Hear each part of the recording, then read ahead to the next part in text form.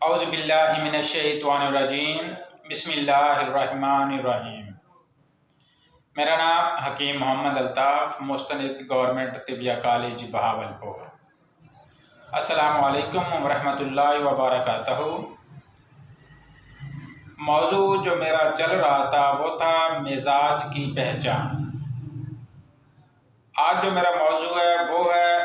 سوداوی مزاج کی علامات یا عضلاتی مزاج کی علامات یا ان کی پہچان۔ اس میں عموماً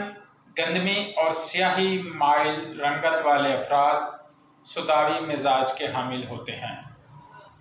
چہرے پر سیاہیاں، کیل مہاسے اور سیاہ داغ ہونا، آنکھوں کے نیچے سیاہ حلقے ہونا، جلد پر سرخ دھبے ہونا، خارش اور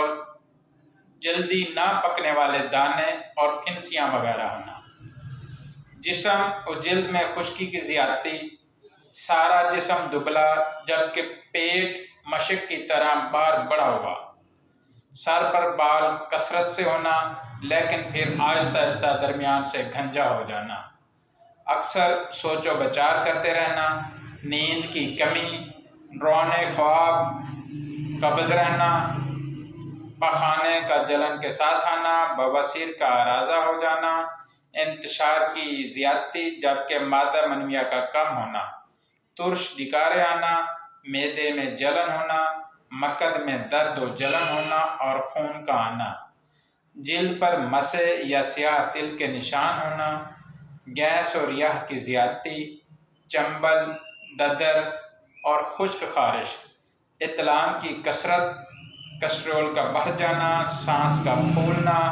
یورک ایسڈ کا بڑھ جانا اور جوڑوں میں سوجن اور شدید درد ہونا، گنٹھیا، ٹی بی، خشک دمہ، مالیخولیا اور نمونیا، یہ سب سوداوی مزاج کے امراض ہیں اور جس شخص کا مزاج سوداوی ہوگا یا جب یہ امراض ہوں گے تو اس وقت مرض سوداوی علامات بہت زیادہ ہوں گی۔ منہ سے خون آنا، بواسیر، خونی و بادی، ہیپاٹائٹس بی اور سی ہونا،